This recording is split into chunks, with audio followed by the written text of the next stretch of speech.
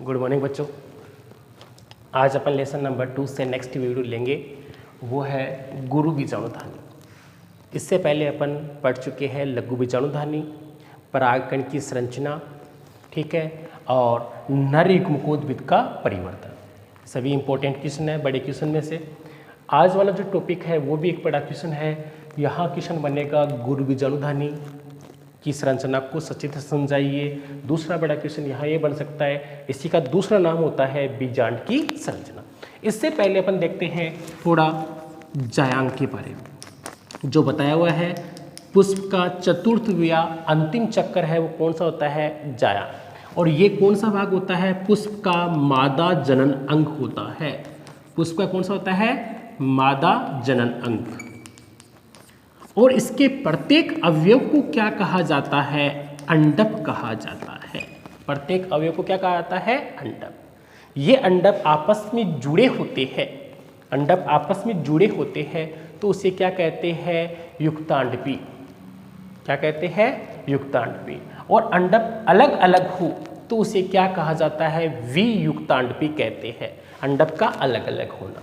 और अंडप के कितने भाग होते हैं, मुख्य रूप से 3 भाग। जैसे अंडप को देखो आप तो ये ऊपर वाला भाग वर्तिकाग्र, ये भाग वर्तिका, और ये फुला हुआ भाग क्या कहलाता है, अंडाशय। इसे क्या कहा जाता है, अंडप कहते हैं। यदि एक ही अंडप हो, यानी वर्तिकाग्र वर्तिका अंडाशय एक ही हो तो उसे क्या कहते हैं, एक अंडपी कहते हैं। क्या कहते हैं, एक अंडपी। और यदि इसकी संख्या अधिक होती है तो उसे क्या कहते हैं, बहुअंडपी।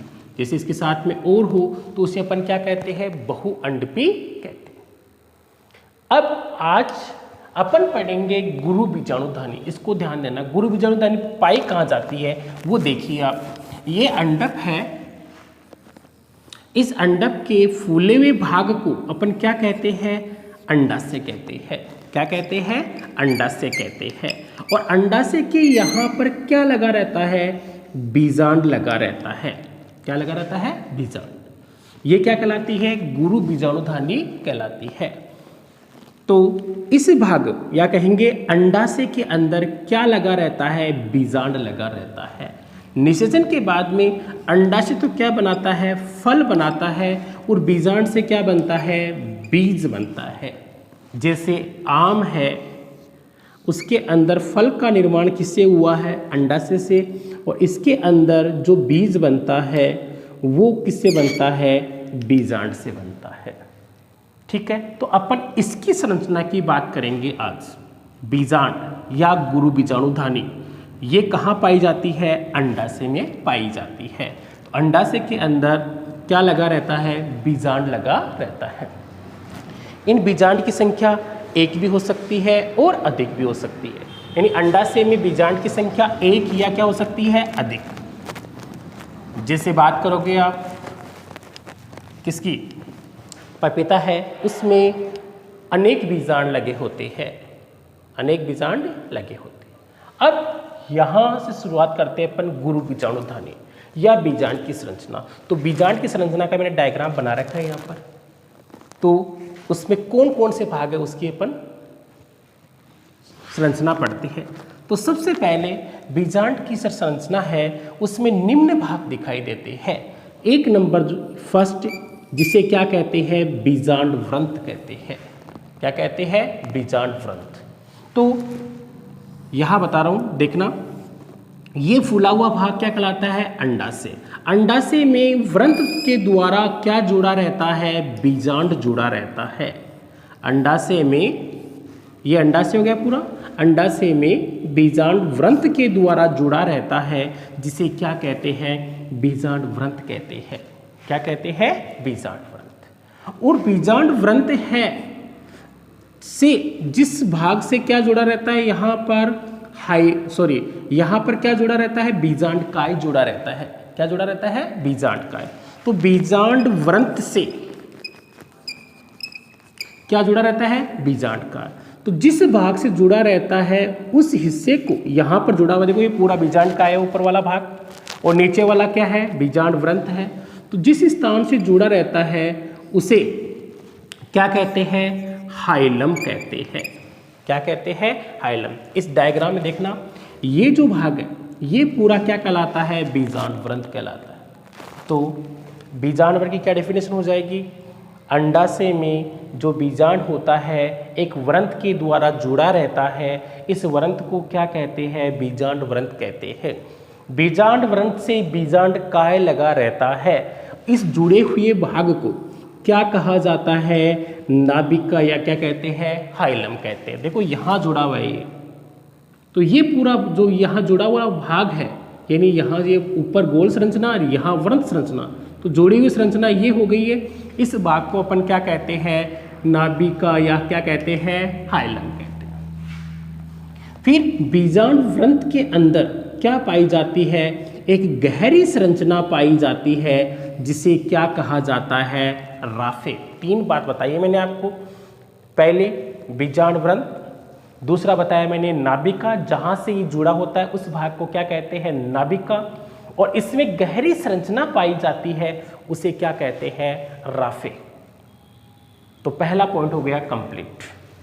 उसके बाद में सेकेंड नंबर बीजांडकाय, दूसरा भाग कौन सा है, बीजांडकाय नंबर 2। तो बीजांडकाय है, ये किससे बना होता है, मर्दुतकी कोशिकाओं से, मर्दुतकी कोशिकाओं से बना होता है। अर्थात ये कौन सी कोशिकाओं से बना होता है, पेरेनकाइमी कोशिकाओं से निर्मित होता है। प्रारंभ में ये पूरा बीजांड ही, यानी इसकी पूरी की बात करें तो पूरा मर्दुतकी कोशिका से निर्मित होता है। अब अध्यावरण के अंदर वाला भाग, ये पूरा बाहर वाला है अध्यावरण, इसके जो अंदर वाला भाग है ये किससे बना हुआ होता है, मर्दुतक के कोशिका से बना होता है, उसे क्या कहते हैं, बीजांडकाय कहते हैं। और ये क्या प्रदान करता है, कोशिकाओं को पोषण प्रदान करता है। क्या काम करेगा, यानी यहाँ पर फूड या भोजन को पोषण प्रदान कर दिया जाता है। नंबर 3 तीसरा भाग, देखिए आपको पहला बता दिया मैंने बीजांड व्रत, दूसरा कौन सा भाग बता दिया मैंने आपको, बीजांडकाय। तीसरा भाग के बाद अपन बात करेंगे यहाँ पर, ये इसको बोला जाता है बीजांड द्वार। क्या कहा जाता है, बीजांड द्वार कहा जाता है। तो बीजांड द्वार क्या बताओगे आप, देखो निभाग, निभाग इसको क्या बोला जाता है, चले जा, यानी ठीक सामने वाला भाग ये हो गया। तो निभाग के ठीक सामने वाले भाग पर, निभाग के ठीक सामने वाले भाग पर एक छिद्र पाया जाता है या एक द्वार पाया जाता है, उसे क्या कहते हैं, बीजांड द्वार कहते हैं। क्या डेफिनेशन जाएगी, निभाग के ठीक सामने एक छिद्रनुमा संरचना पाई जाती है जिसे क्या कहते हैं, बीजांड द्वार। इस भाग से क्या प्रवेश करती है, पराग नलिका प्रवेश करती है। जैसे मैंने बीजांड बना दिया तो पराग नली आएगी, वो कहाँ प्रवेश करेगी, बीजांड द्वार में प्रवेश करेगी। तो बीजांड द्वार वाले भाग से कौन प्रवेश करती है, ये पराग नलिका प्रवेश करती है। फिर पॉइंट 4, 3 पॉइंट कंप्लीट बता दिए मैंने। चौथा पॉइंट है निभाग, ले लेते हैं। कौन सा है, निभाग। निभाग है, अब इसके लिए क्या बताओगे, तो अध्यावरण है, उसके ऊपर कौन से क्षेत्र हो गए, यहाँ पर मर्दुतक की कोशिकाओं क्या होता है, समूह, या ये भी कह सकते हो बीजांड द्वार के ठीक सामने वाले भाग को क्या कहा जाता है, निभाग, या क्या कहते हैं, चलेजा कहते हैं। बीजांड द्वार के ठीक सामने वाले भाग को क्या कहा जाता है, निभाग या चलेजा कहा जाता है। नंबर 5 अध्यावरण, तो यहाँ नंबर 3, ये नंबर 4 कौन सा हो गया, निभाग। अब 5वें नंबर की बात करेंगे, ये रहा अध्यावरण। अध्यावरण, इंटेग्यूमेंट। तो अध्यावरण बीजांड को बाहर की तरफ ढके हुए विशेष प्रकार की संरचना पाई जाती है जिसे क्या कहा जाता है, अध्यावरण कहते हैं। यानी बीजांड काय को ढकने वाले आवरण को क्या कहा जाता है, अध्यावरण कहते हैं। बीजांड को ढकने वाले आवरण को क्या कहा जाता है? अध्यावरण। इन अध्यावरण की संख्या 1, 2, 3 और या क्या होती है? अब्सेंट, अनुपस्थित। यानी अध्यावरण की संख्या 1 हो सकती है, 2 हो सकती है, 3 हो सकती है और या क्या हो सकती है? अब्सेंट। अगर एक की बात करें तो जिनमें एक ही अध्यावरण पाया जाता है उन्हें क्या कहा जाता है? एक अध्यावरणीय। एक अध्यावरणीय ये सिम्पेटलस में प्लांट के अंदर पाई जाती है। सिम्पेटलस द्विबीजपत्री। और जिनमें 2 अध्यावरण पाए जाएंगे उन्हें अपन क्या बोलते हैं? द्विअध्यावरणीय। जैसे कैप्सेला है, उसके अंदर 2 अध्यावरण पाए जाते हैं। फिर जिनके अंदर 3, अब देखो मैंने यहां संरचना में 2 अध्यावरण बनाए हैं, ठीक है। तो जिनमें 2 अध्यावरण पाए जाएंगे द्विअध्यावरण, जिनमें 3 अध्यावरण पाए जाएंगे उनको त्रिअध्यावरणीय कहते हैं। जैसे अरंट, लीची, और लीची में खाने वाला जो भाग होता है वो कौन सा होता है? एरिल। तो अरंट और लीची में किसका एग्जाम्पल है? 3 अध्यावरण पाए जाते हैं। और एक होता है अध्यावरणहीन, जिनमें अध्यावरण होगा ही नहीं, तो उसमें आता है चंदन। दोबारा रिपीट कर देता हूँ। बीजांड काय को ढकने वाले आवरण को बीजांड अध्यावरण कहते हैं और इनकी संख्या 1, 2, 3 या क्या होती है? अनुपस्थित। जिनमें 1 अध्यावरण पाया जाएगा एक अध्यावरणीय, जिनमें 2 पाए जाएंगे द्विअध्यावरणीय, जिनमें 3 पाए जाएंगे त्रिअध्यावरणीय, तीनों का एग्जाम्पल है। और जिनमें नहीं पाया जाएगा उनको क्या कहते हैं? अध्यावरणहीन। अब 5वां पॉइंट, 4 पॉइंट कंप्लीट हो चुके इसके 5, और इसके बाद में बात करेंगे भ्रूणकोश की। यानी बीजांड के अंदर ये संरचना ये पाई जाती है, ये जो संरचना बनाई है इसे क्या कहा जाता है? भ्रूणकोश कहा जाता है। एम्ब्रियोसेक कहते हैं। क्या कहते हैं? एम्ब्रियोसेक। अब भ्रूणकोश की क्या डेफिनेशन होगी? 7 कोशिकीय और 8 केंद्रिकीय संरचना। 7 कोशिकीय और 8 केंद्रिकीय संरचना है, उसे क्या कहा जाता है? भ्रूणकोश कहा जाता है। कैसे? देखिए मैं यहां बना रहा हूं एक बार। 3 कोशिका तो होती है निभाग की तरफ, निभाग मतलब चलेजा की तरफ। इन तीनों को बोला जाता है एंटीपोडल कोशिकाएं। देखिए 3 बनाई है, ये कौन किधर की तरफ है? निभाग की ओर पाई जाती है, जिन्हें क्या कहा जाता है? एंटीपोडल कोशिका कहते हैं, ठीक है। और 3 होती है नीचे की तरफ, जो बीजांड द्वार की तरफ कह सकते हो। बीजांड द्वार की तरफ 3 कोशिकाओं में 2 कोशिका नीचे की तरफ होती है, उसको तो बोलते हैं साय कोशिका। एक मध्य में होती है, उसे अपन क्या बोलते हैं? अंड कोशिका। और दोनों को कंप्लीट रूप से क्या कहा जाता है? अंड समुच्चय। अर्थात ये कहेंगे ऊपर वाली कोशिका तो एंटीपोडल कोशिका, बीजांड द्वार तरफ की तीनों कोशिका को क्या कहते हैं? अंड समुच्चय। और बीच में एक कोशिका होती है, उसे क्या कहते हैं? द्विध्रुवी कोशिका, ठीक है। इस प्रकार काउंट करना संख्या कोशिकाओं की 1, 2, 3 तो ऊपर, 3 नीचे, कितनी हो गई? 6, 1 हो गई सेंटर में, कितनी हो गई? 7 कोशिका। और केंद्र कितने होते हैं? 8।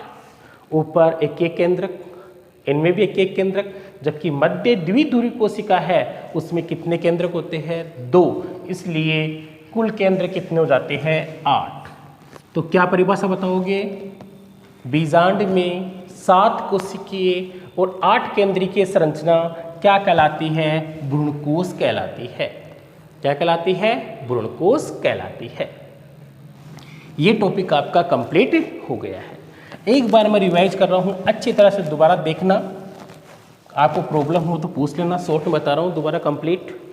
बीजांड कहाँ होता है? अंडाशय में होता है, ठीक है। अब यहाँ पर सबसे पहले बात करेंगे बीजांड व्रंत, पहले नंबर की। तो बीजांड है वो व्रंत के द्वारा अंडाशय की भित्ति से लगा रहता है, जिसे क्या कहते हैं? बीजांड व्रंत कहते हैं, ठीक है। और बीजांड व्रंत से जो गोलाकार संरचना या कहेंगे बीजांड का जुड़ा रहता है उस हिस्से को क्या कहते हैं, हाइलम या क्या कहते हैं, नाभिका कहते हैं। और इसके अंदर एक गहरे रंग की संरचना पाई जाती है, उसे क्या कहते हैं, राफे। एक नंबर कंप्लीट। नंबर 2 बीजांडकाय। बीजांडकाय है वो मर्दुत्व की या अपन ये भी कह सकते हैं अध्यावरण के नीचे वाले भाग को जो मर्दुत्व की कोशिका से निर्मित होता है उसे क्या कहते हैं, बीजांडकाय कहते हैं। बीजांडकाय, यहाँ एक बात तो बताता हूँ आपको, बीजांडकाय है वो एक बीजपत्रियों में जो एक बीजपत्री होते हैं उनके अंदर पतली परत के रूप में पाया जाता है, पतली परत के रूप में पाया जाता है जिसे पेरिस्पर्म कहते हैं। क्या कहते हैं, पेरिस्पर्म। यानी जो एक बीजपत्री होते हैं उनमें जो बीजांडकाय है वो पतली परत में होता है, उसे क्या कहते हैं, पेरिस्पर्म कहते हैं। नंबर 3 पे पढ़ा है हमने बीजांड द्वार। निभाग के ठीक सामने वाला भाग क्या कहलाता है, बीजांड द्वार कहलाता है। इस भाग से परागनली प्रवेश करती है। नंबर 4 निभाग। बीजांड द्वार के ठीक सामने वाला हिस्सा क्या कहलाता है, निभाग चलेजा कहलाता है। और फिर 5वें नंबर पर अध्यावरण। बीजांड का जिसके द्वारा ढका रहता है उन्हें क्या कहते हैं, अध्यावरण, जिनकी संख्या 1, 2, 3 या अध्यावरणहीन होती है। फिर लास्ट का पॉइंट है 6 नंबर पे भ्रूणकोश, एम्ब्रियो सेक।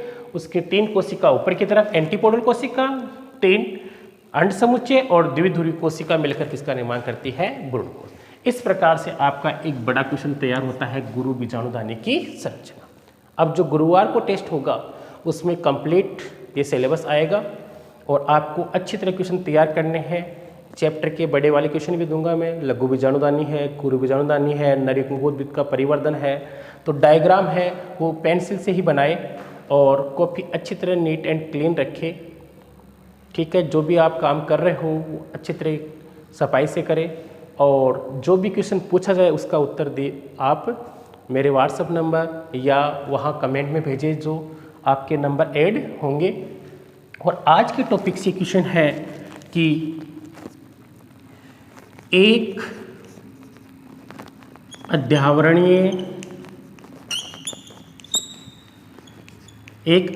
बीजांड जिन पादपों में पाया जाता है उसका उदाहरण देना है आपको। यानी एक अध्यावरण बीजांड किसमें पाया जाता है उसका एग्जाम्पल आपको कमेंट करना है। और इस टॉपिक में कोई भी प्रॉब्लम हो तो आप पूछ सकते हो। Thank you.